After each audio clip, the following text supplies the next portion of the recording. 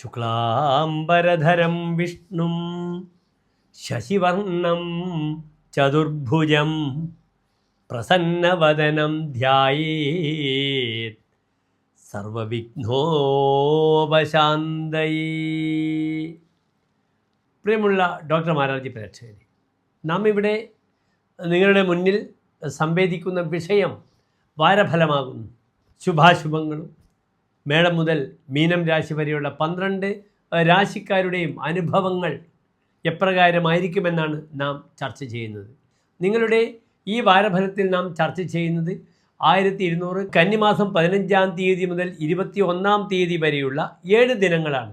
ചൊവ്വാഴ്ച മുതൽ തിങ്കളാഴ്ച വരെയുള്ള 7 ദിവസക്കാലത്തെ ശുഭാശുഭ ഫലങ്ങളാണ്. ഇവിടെ 2024 ഒക്ടോബർ 1-ാം തീയതി മുതൽ 7-ാം തീയതി വരെയുള്ള 7 ദിവസക്കാലത്തെ ശുഭാശുഭ ഫലങ്ങളാണ് നാം ചർച്ച ചെയ്യുന്നത്. ഒക്ടോബർ 1 ചൊവ്വാഴ്ചയാകുന്നു, ചതുർദശി തിഥിയാകുന്നു. ഒക്ടോബർ 2-ാം തീയതി ഗാന്ധി ജയന്തി, അന്ന് കറുത്ത വാവുമാകുന്നു. അന്നത്തെ ദിവസം, ഈ കന്നിമാസത്തിലെ അമാവാസി ദിവസം പിതൃകർമ്മങ്ങൾ ചെയ്യാൻ നിങ്ങളുടെ നക്ഷത്രമോ രാശിയോ ഒന്നും നോക്കേണ്ടതില്ല. 1-ാം തീയതി ചൊവ്വാഴ്ച രാത്രി നിങ്ങൾ അരിയാഹാരങ്ങളൊക്കെ വർജിച്ചുകൊണ്ട് 2-ാം തീയതി പുലർച്ചെ കാലത്ത് തന്നെ അടുത്തുള്ള ക്ഷേത്ര സന്നിധിയിൽ പിതൃക്കൾക്ക് വേണ്ടി ശ്രാദ്ധാദി കർമ്മങ്ങൾ അനുഷ്ഠിക്കുന്നത് വളരെ ഗുണകരമാകുന്നു. ഒക്ടോബർ 2-ാം തീയതി ബുധനാഴ്ച. ഈ വാരത്തിൽ ആദ്യത്തെ 2 ദിവസം ഞാൻ സൂചിപ്പിച്ച് ചൊവ്വ ബുധൻ ദിവസങ്ങൾ ചതുർദശിയും അമാവാസ്യയുമാകുന്നു. കറുത്ത വാവ് കഴിഞ്ഞാൽ പഞ്ചമി 5-ാം തീയതി വരെ, വെളുത്തപക്ഷം 5-ാം തീയതി വരെ പ്രായണ ചന്ദ്രൻ ദുർബലമാണ്. ഞാൻ എപ്പോഴും സൂചിപ്പിക്കാറുണ്ട്, വെളുത്ത വാവ് കഴിഞ്ഞാൽ കറുത്തപക്ഷം 5-ാം തീയതി വരെ, പഞ്ചമി വരെ ചന്ദ്രൻ ബലവാനാണ്. ചന്ദ്രനെ കൊണ്ടാണ് മാനസികമായ ഊർജമൊക്കെ നാം ചിന്തിക്കുന്നത്, അമ്മയുടെ ആരോഗ്യത്തെ നാം ചിന്തിക്കുന്നത്.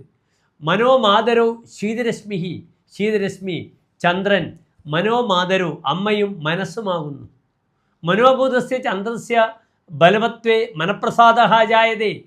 മനസ്സിനെ കാരകനായ ചന്ദ്രൻ ബലവാനാകുമ്പോഴാണ് മനഃപ്രസാദം ഉണ്ടാകുന്നത്.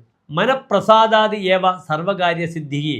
മനസ്സിന് പ്രസാദം ഉണ്ടാകുമ്പോഴാണ്, ഉന്മേഷം ജനിക്കുമ്പോഴാണ് എല്ലാ കാര്യങ്ങളും സിദ്ധിക്കുവാനുള്ള അവസരവും കൈവരുന്നത്. നമുക്ക് ഇവിടെ മേടം മുതൽ 12 രാശിക്കാരുടെയും ശുഭാശുഭ ഫലങ്ങൾ ചർച്ച ചെയ്യാം. അടുത്തതായി നാം ചർച്ച ചെയ്യുന്നത് തുലാം രാശിക്കാരുടെ ഈ വാരത്തെ ശുഭാശുഭ ഫലങ്ങളെയാണ്.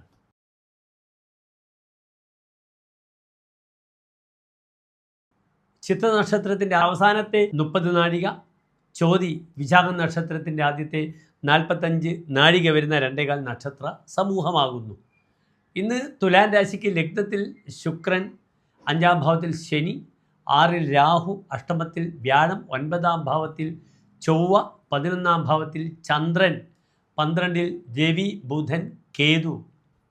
ഇവിടെ തുലാം രാശിക്കാർക്ക് രാശ്യധിപനായ ഗ്രഹം ശുക്രൻ മാളവ്യ മഹായോഗം ചെയ്ത് ബലവാനായി നിൽക്കുന്ന രാശിയാകുന്നു. ഇവിടെ കർമാധിപനായ ചന്ദ്രൻ 11-ാം ഭാവത്തിൽ നിൽക്കുന്നു. ഖ്യാതോ ഭാവഗുണാന്യതോ ഭവഗതേ എന്നാണ് 11-ലെ ചന്ദ്രന് ഹോരാചാര്യർ പറഞ്ഞിരിക്കുന്ന അർത്ഥം. തൻ്റെ ഗുണങ്ങളാൽ തനിക്ക് പ്രശസ്തി ഉണ്ടാകുന്നു 11-ലെ ചന്ദ്രൻ. അത് ചമത്കാരി ചിന്താമണിയിലും പറഞ്ഞിരിക്കുന്നത് നല്ല ഫലം തന്നെയാണ്. വ്രജേത് ഭൂമിപാത് ഇന്ദുനാ ലാഭകേന പ്രതിഷ്ഠ അധികാര അമ്പരാണി ക്രമേണ. അപ്പോൾ തനിക്ക് സ്ഥിരത, വസ്ത്രങ്ങൾ, അധികാരം, പ്രതിഷ്ഠ എന്ന് വെച്ചാൽ ഒരു സ്ഥാനത്ത് ഇരുത്തലാണ്. ഒരു പൂജനീയമായ സ്ഥാനത്ത് ഈ വാരം നല്ലൊരവസ്ഥ തുലാം രാശിക്കാർക്ക് സംജാതമാകും. കാരണം ലഗ്നത്തിലെ ശുക്രൻ സ്മരനിപുണ സുഖി എന്നാണ് ഫലം പറഞ്ഞിരിക്കുന്നത്. സുഖത്തോടു കൂടിയിരിക്കുന്ന വ്യക്തി. അതിനാൽ അഷ്ടമവ്യാഴവും ഭാഗ്യാധിപനായ ബുധൻ 12-ലൊക്കെ ഉണ്ടെങ്കിലും തുലാം രാശിക്കാർക്ക് ഇന്ന് രാശ്യധിപനായ ഗ്രഹത്തിന് ബലമാണ്. ആദ്യം നാം ചിന്തിക്കുന്നത് രാശിയുടെ അധിപൻ്റെ ബലത്തെയാണ്. ഇവിടെ പുത്തൻ ഭൂമിയുടെ അനുഭവങ്ങൾ ഉണ്ടാകാം. അവിടെയും രേഖാപരമായ ബുദ്ധിമുട്ടുകൾ ശ്രദ്ധിക്കണം. താനെടുക്കുന്ന ഭൂമിയിൽ ചില രേഖാപരമായ ചതിവ്, വഞ്ചനകൾ വരിക, അങ്ങനെ അഡ്വാൻസ് കൊടുത്ത കാശ് തിരിച്ച് തരാതെ നമ്മെ കളിപ്പിക്കുന്നൊരു അന്തരീക്ഷം ഇല്ലാതെ നിങ്ങൾ ശ്രദ്ധിക്കണം.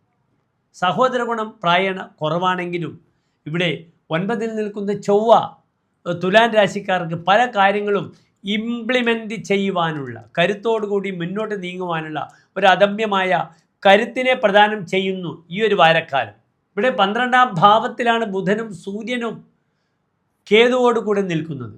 പൈതൃകമായ അനുഭവങ്ങൾ കുറയുന്ന അനുഭവമാണ്. അച്ഛന് രോഗാദി അരിഷ്ടതകൾ വരും. ധർമ്മദൈവ സങ്കേതത്തിൽ നിർബന്ധമായും ഈ വരുന്ന സമയത്ത് സംക്രമ കാലത്തൊക്കെ അവിടെ സംക്രമ പൂജകളൊക്കെ ചെയ്ത് മലയാള മാസം 1-ാം തീയതി ധർമ്മദൈവങ്ങളുടെ അനുഗ്രഹം വാങ്ങുന്നത് വളരെയധികം ഗുണകരമായിരിക്കും തുലാം രാശിക്കാർക്ക്. രേഖാപരമായ ബുദ്ധിമുട്ടുകൾ ധാരാളം വരും. അതിനാൽ തൻ്റെ വിലപ്പെട്ട പ്രമാണങ്ങൾ, ഡോക്യുമെൻറ്റ്സ്, ആധാരമൊക്കെ നഷ്ടപ്പെടാതെ നോക്കണം. അസമയത്തുള്ള യാത്രയിൽ ശത്രുക്കളുടെ ഉപദ്രവം ഉണ്ടാവും. തൻ്റെ സ്റ്റെബിലിറ്റിക്ക് വേണ്ടി, സ്ഥിരതയ്ക്ക് വേണ്ടി പകലും രാത്രിയുമില്ലാതെ അധ്വാനിക്കേണ്ടി വരും, കഠിനാധ്വാനം നടത്തേണ്ടി വരും. ചില കേസുകളിൽ വിജയം കൈവരിക്കും. ഇവിടെ പിതൃവ്യാപത, അച്ഛൻ മുതലായവർക്ക് ആപത്തുകൾ ഉണ്ടാകുന്നു. അധ്വപ്രദേശേ ഹാനി, വഴിയിൽ വെച്ച് ചില അപകടങ്ങൾ ഉണ്ടാകാം. അസമയത്തുള്ള യാത്ര വേണ്ട എന്ന് വെക്കുക. വാഹനങ്ങൾ വളരെയധികം ജാഗ്രത പാലിച്ച് ഡ്രൈവ് ചെയ്യുക. തൻ്റെ കൊക്കിൽ ഒതുങ്ങുന്ന വിഷയത്തിൽ മാത്രം ഏർപ്പെടുക. കാരണം 8ാം ഭാവത്തിൽ വ്യാഴം നിൽക്കുമ്പോൾ നീചഹ, അനുചിത കുലകർമ്മ, തനിക്ക് ഉചിതമല്ലാത്ത കാര്യങ്ങളിലേക്ക് പോയി ഇടപെട്ട് പലപ്പോഴും ബുദ്ധിമുട്ടുകൾ ഉണ്ടാക്കും ഈ അഷ്ടമത്തിലെ വ്യാഴം. അതിനാൽ പ്രത്യേകിച്ച് തുലാം രാശിയിലെ വിശാഖം നക്ഷത്രക്കാർ വളരെയധികം ശ്രദ്ധിക്കേണ്ട സമയമാകുന്നു. കാരണം അവർക്കാണ് ഈ വ്യാഴത്തിൻ്റെ അപ്രീതി ഏറ്റവും അനുഭവിക്കുക. ചിത്രജ്യോതി വിശാഖം നക്ഷത്രക്കാരിൽ നേരെ മറിച്ച് ചോതിക്ക് വളരെ അനുകൂലമായ സമയമായിരിക്കും. ശാരീരികമായി ചോതി നക്ഷത്രക്കാർ ന്യൂറോ ആയിട്ട് ബന്ധപ്പെടുന്ന നാഡീ ഞരമ്പുകളുമായി ബന്ധപ്പെടുന്ന ക്ലേശങ്ങളെ വളരെയധികം ശ്രദ്ധിക്കണം. പാപഗ്രഹം 12ാം ഭാവത്തിൽ വരുമ്പോൾ തതങ്കേ രുക്വ്രണാധികം, അവിടെ രുക്ക് രോഗവും വ്രണം മുറിവുകളും ഉണ്ടാകുമെന്നൊരു ഫലമുണ്ട്. അതിനാൽ നടു സംബന്ധിച്ച ബുദ്ധിമുട്ടുകൾ, നടുവേദനയുള്ളവർ ഒരു തരത്തിലും ഘനമുള്ള വസ്തുക്കളും എടുത്ത് പൊക്കേണ്ട വാരമല്ല ഇത്. പ്രത്യേകിച്ച് ഒക്ടോബർ 16-ാം തീയതി വരെ വിഷസ്പർശം ഏൽക്കാതെ എന്ന് നിൽക്കണം. ചില ത്വഗ് രോഗങ്ങൾ പാദങ്ങൾക്കൊക്കെ വരുന്ന സമയമാകുന്നു. ഇടത്തെ കണ്ണുമായി ബന്ധപ്പെടുന്ന ശാരീരികമായ ക്ലേശങ്ങളും തുലാം രാശിക്കാർ ശ്രദ്ധിക്കണം.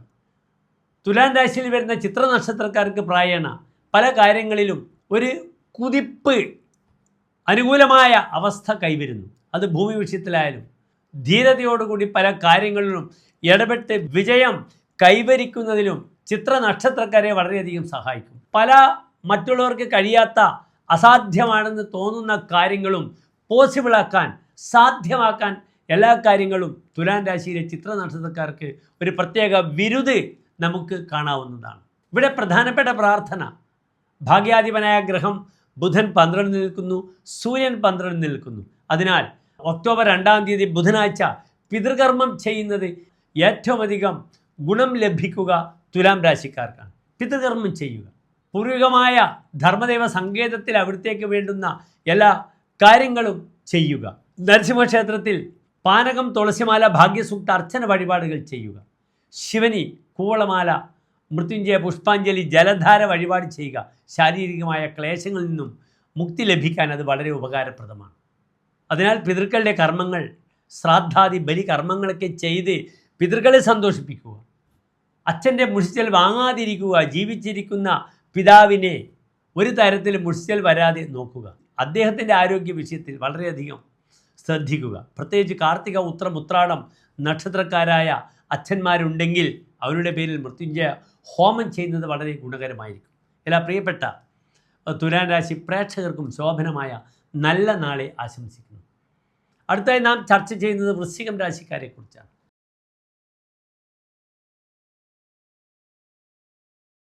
വിശാഖം നക്ഷത്രത്തിൻ്റെ അവസാനത്തെ 15 നാഴിക, അനിഴം, തൃക്കേട്ട നക്ഷത്രങ്ങൾ ഉൾക്കൊള്ളുന്ന വൃശ്ചികം രാശിയിൽ 4-ാം ഭാവത്തിൽ ശനി, 5-ാം ഭാവത്തിൽ രാഹു, 7-ാം ഭാവത്തിൽ വ്യാഴം, അഷ്ടമത്തിൽ ചൊവ്വ, 10-ാം ഭാവത്തിൽ ചന്ദ്രൻ, 11-ാം ഭാവത്തിൽ സൂര്യൻ, ബുധൻ, കേതു, 12-ൽ ശുക്രൻ. ഇങ്ങനെയാകുന്നു ഗ്രഹസ്ഥിതി. ഇവിടെ വൃശ്ചികം രാശിക്കാർക്ക് ഏറ്റവും പ്രധാനപ്പെട്ടത് രാശ്യധിപനായ ചൊവ്വ അഷ്ടമത്തിൽ നിൽക്കുന്നു. രാശ്യധിപനായ ഗ്രഹം 8-ാം ഭാവത്തിൽ വന്നാൽ അത് ദീർഘായുസിനെ പ്രദാനം ചെയ്യുന്നു. പക്ഷേ പ്രായണ അഷ്ടമത്തിൽ ചൊവ്വ വരുന്നത് അത്ര ശുഭമല്ല. ശുഭാത്തസ്യക്കും ഖേജരാഹ കുര്യുരന്യേ വിധാനേപ്പിച്ചേത് അഷ്ടമേ ഭൂമിസൂനുഹു സഖാകിന്ന ശത്രുയതേ സൽകൃതോപി പ്രയത്നേകതേ ഭൂയതേച്ച ഉപസർഗയ. എത്ര യത്നിച്ചാലും എത്ര ഗ്രഹങ്ങൾ അനുകൂലസ്ഥരാണെങ്കിലും 8-ൽ ചൊവ്വ വരുമ്പോൾ അതിൻ്റെ ആ പൊലിമയെ, ആ മഹത്വത്തിനെ അത് നശിപ്പിച്ച് കളയുന്നു എന്നൊരു ഫലമുണ്ട്. അതിനാൽ ചൊവ്വാപ്രീതി നാം ചെയ്തേ മതിയാവുകയുള്ളൂ. താൻ സൽക്കരിച്ച സുഹൃത്ത് തൻ്റെ ശത്രുവായി മാറുന്നു. അതിനാൽ സൗഹൃദങ്ങളെ വളരെയധികം ശ്രദ്ധിക്കേണ്ട ഭാരമാണിത്. പ്രത്യേകിച്ച് ചൊവ്വ ഒക്ടോബർ 10-ാം തീയതി തൻ്റെ നീചരാശിയിലേക്ക് കർക്കിടകത്തിലേക്ക് പോവുകയാണ്. പക്ഷേ അത് ഭാഗ്യസ്ഥാനമാണ്. അഷ്ടമത്തിലെ ചൊവ്വയേക്കാളും നീചസ്ഥനായ ചൊവ്വ 9-ാം ഭാവത്തിൽ നിൽക്കുന്നത് കുറേ കൂടി ഭേദമാണെന്ന് ഞാൻ പറയും. ഇവിടെ പ്രത്യേകിച്ച് നിങ്ങൾ ഈ വാരം ചൊവ്വാപ്രീതി ഭദ്രകാളി ക്ഷേത്രത്തിൽ മുട്ടറക്കണം, ദേഹമുട്ടി ചെയ്യണം, ശത്രുമുട്ടി ചെയ്യണം.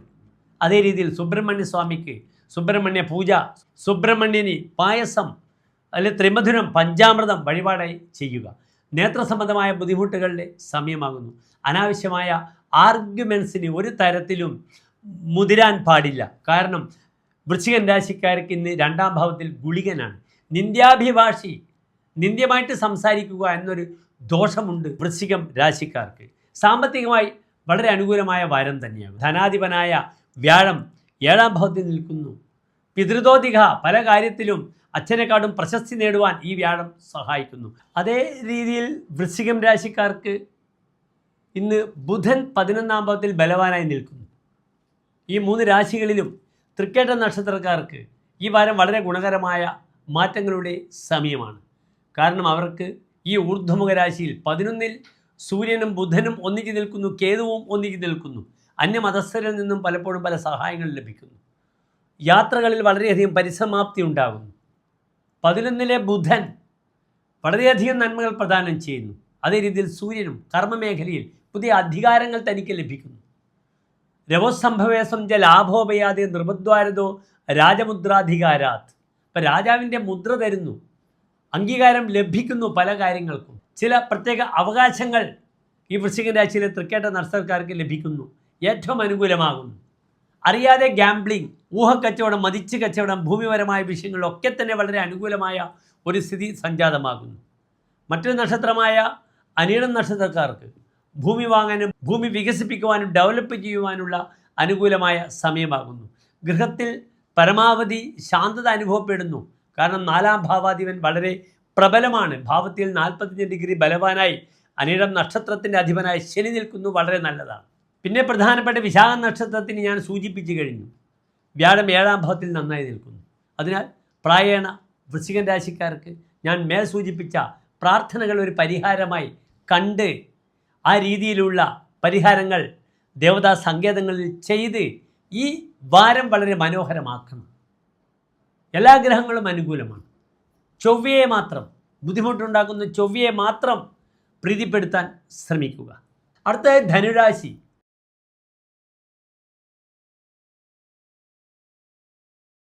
ധനുരാശി എന്നാൽ മൂലം പുരാണം ഉത്രാടം നക്ഷത്രത്തിൻ്റെ ആദ്യത്തെ 15 നാഴിക വരുന്ന 2.25 നക്ഷത്ര സമൂഹമാണ്. ഇവിടെ ധനുരാശിക്കാർക്ക് ഏറ്റവും ശക്തമായ ഒരു മാറ്റം വന്നത് ബുധൻ്റെ 10-ാം ഭാവത്തിലേക്കുള്ള മാറ്റമാണ്. തങ്ങളുടെ യാത്ര, വിവാഹങ്ങൾ, കർമ്മമേഖല ഇതൊക്കെ സമ്പുഷ്ടമാക്കുന്നു 10-ാം ഭാവത്തിലെ ബുധൻ. അത് മാത്രമല്ല, ആ ബുധന് ഒരു നിപുണയോഗം ചെയ്ത് സൂര്യനും ബുധനും ഒരേ രാശിയിൽ നിൽക്കുന്നു. അതൊരു രാജയോഗമാണ്. ധർമ്മകർമാധിപതി ദൗ സംയുതോ മഹിത ഭവഗതോ രാജയോഗ ഇത് സ്മൃത. 9-10 ഭാവാധിപന്മാർ, ധർമ്മം 10 കർമ്മം, ഇതിൻ്റെ അധിപന്മാർ ഒന്നിച്ച് വന്നാൽ അത് വലിയ രാജയോഗമാകുന്നു. അതിനാൽ ഈ വാരം നല്ല മഹത്തായ കാര്യങ്ങളൊക്കെ സംഭവിക്കുന്നു. പ്രത്യേകിച്ച് 9-ാം ഭാവത്തിൽ ചന്ദ്രനുണ്ട്. സൗഭാഗ്യാത്മജ മിത്രബന്ധു ധനഭാഗ് ധർമ്മസ്ഥിതി ശീതകോ. സൗഭാഗ്യങ്ങൾ ഉണ്ടാകുന്നു, ഭാര്യാസുഖമുണ്ടാകുന്നു, സന്താന ശ്രേയസ് ഉണ്ടാകുന്നു, മക്കൾക്ക് പല കാര്യങ്ങൾക്കും അനുകൂലമായ സമയമാകുന്നു. പിതൃധനി, അച്ഛൻ്റെ ധനം കിട്ടാൻ വലിയൊരു അവസരം കൈവരുന്നു. ധനുരാശിക്കാർക്ക് മാത്രം പറഞ്ഞ ഒരു പ്രത്യേകതയാണ് വരാഹമിഹിര ആചാര്യൻ. പിതൃധനി, പിതുഹു ധനം അസ്യ അസ്തി ഇതി പിതൃധനി. തൻ്റെ പൈതൃകമായ ധനം ലഭിക്കും, പൂർവികമായ സ്വത്ത് ലഭിക്കുന്നു. അച്ഛൻ ഇഷ്ടപ്പെട്ട് ഭൂമിയോ അല്ലെങ്കിൽ വീടിന് വേണ്ട സ്ഥലം തരുന്നു, അല്ലെങ്കിൽ സാമ്പത്തികമായ സഹായങ്ങൾ, പൈതൃകമായ സഹായങ്ങൾ ഉണ്ടാകുന്നു പിതാവിൽ നിന്നും. നല്ലൊരു യോഗമാണിത്. ഇവിടെ ധനുരാശിക്കാർക്ക് ഒരു പ്രത്യേക രാജയോഗവുമുണ്ട്. ലഗ്നാൽ വസുമതി യോഗമുണ്ട്. 6-ാം ഭാവത്തിൽ വ്യാഴവും 11-ൽ ശുക്രനും. അവിചാരിതമായ ചില ധന ലാഭങ്ങൾ ഇവർക്കുണ്ടാകുന്നു. അത് ഗാംബ്ലിങ്ങിലൂടെയാകാം, ഊഹക്കച്ചവടത്തിലൂടെയാകാം, ബ്രോക്കേഴ്സ്, റിയൽ എസ്റ്റേറ്റുമായി ബന്ധപ്പെടുന്ന വ്യക്തികൾക്ക് അല്ലെങ്കിൽ ഷെയർ മാർക്കറ്റിംഗ് ട്രേഡേഴ്സിന് വളരെയധികം അനുകൂലമായ സമയമാണ്. യാത്രാ വിഷയത്തിൽ 7-ൽ ചൊവ്വ വളരെയധികം തടസ്സമുണ്ടാക്കും. അതിനാൽ ചൊവ്വാപ്രീതി നിർബന്ധമായും ചെയ്യുക. സുബ്രഹ്മണ്യ പ്രീതി ചെയ്യുക. ഷഷ്ഠിവ്രതം എടുക്കുക. സുബ്രഹ്മണ്യന് പായസം, ത്രിമധുരം, പഞ്ചാമൃതമൊക്കെ വഴിപാടായി സമർപ്പിക്കുക. മക്കൾക്ക് വേണ്ടി പ്രത്യേകിച്ച്. ഇവിടെ സന്താനപതിയായ ഗ്രഹമാണ് യാത്രാസ്ഥാനത്ത് ദുർബലമായി നിൽക്കുന്നത്. ശത്രുദോഷം വളരെയധികം ഉണ്ടാകും. അതിനാൽ ഭദ്രകാളി ക്ഷേത്രത്തിൽ ശത്രുമുട്ടി ചെയ്യുന്നതും ചൊവ്വാഴ്ച വളരെ അനുകൂലമാണ്. അമ്മയ്ക്ക് ശാരീരികമായിട്ട് അത്ര സുഖമുള്ള സമയമല്ല ഇത്. അച്ഛൻ്റെ അസ്വസ്ഥത അമ്മയെ ബാധിക്കുന്നു. അതിനാൽ മാതാപിതാക്കളെ ശ്രദ്ധിക്കുക. രാത്രികാലങ്ങളിൽ മാതാപിതാക്കളെയൊക്കെ ചേർത്തുകൊണ്ട് കൂടെ ഇരുത്തിക്കൊണ്ട് ലോങ് യാത്രകൾ വാഹനങ്ങളിൽ ചെയ്യുന്നത് ഒരാശാസ്യമായ പ്രവണതയല്ല. പ്രത്യേകിച്ച് രാത്രികാലങ്ങളിൽ ധനുരാശിക്കാർക്ക് ശ്രദ്ധിക്കണം. വല്ലഭൈഹി വിപ്രയോഗ, തന്നെ പ്രിയപ്പെട്ട ഭാര്യയുമായി ഇച്ചിരി അകന്നിരിക്കേണ്ട യോഗമാകുന്നു. 7-ൽ ചൊവ്വയുമുണ്ട്. അതിനാൽ യാത്രാ തടസ്സങ്ങൾ നേരിടും. പെട്ടെന്ന് നാട്ടിലേക്ക് തിരിച്ചു വരണമെന്ന് ആഗ്രഹിക്കുന്ന വ്യക്തിക്ക് യാത്ര മുടങ്ങും. തൻ്റെ ഫ്ലൈറ്റ് ക്യാൻസലാകും. അല്ലെങ്കിൽ വണ്ടി കിട്ടാതെ തൻ്റെ യാത്രക്ക് അനവസരത്തിലുള്ള ചില യാത്രകൾ വേണ്ടി വരും. അതും ശ്രദ്ധിക്കണം. വിവാഹ തീരുമാനങ്ങൾക്ക് അനുകൂലമായ സമയമാണ്.